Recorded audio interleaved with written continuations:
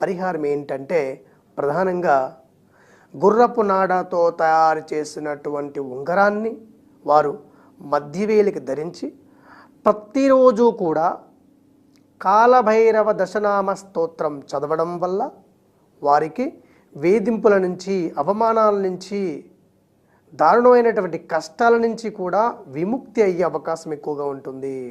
కొంతమంది జీవితంలో అష్టమ శని, అర్ధాష్టమ శని, ఏలినాటి శని జరుగుతూ ఉంటుంది.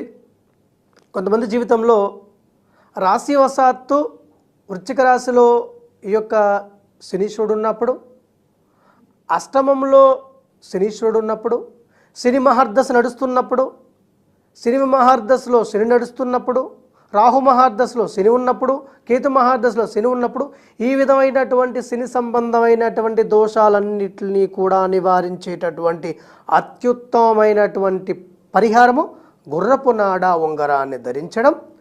అలాగే ప్రతిరోజు కూడా 108 మార్లు ఈ యొక్క కాలభైరవ దశనామావళి మంత్రాన్ని చదవడం వల్ల పూర్తిగా ఈ యొక్క బాధల నుంచి విముక్తి అవుతారని మన శాస్త్రం తెలియచేస్తుంది.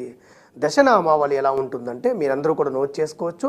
ఓం కపాలి, కుండలి, భీమో, భైరవో, భీమ విక్రమ, వ్యాలోపవీతి, కవచి, శూలి, సూర, శివప్రియ. ఇది కాలభైరవ దశనామావళి.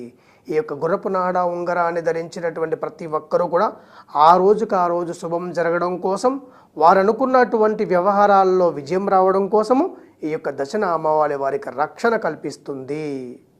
ఎంతోమంది కేవలం నాడా ఉంగరం పెట్టుకుని దశనామావళి చదివి మంచి ఇంటర్వ్యూస్కి వెళ్ళి సెలెక్ట్ అయ్యి ఉద్యోగం చేసి నెలకి 60,000 నుంచి 2 లక్షల వరకు సంపాదించే వాళ్ళు చాలామంది ఉన్నారు. ఇది చిన్న పరిహారము.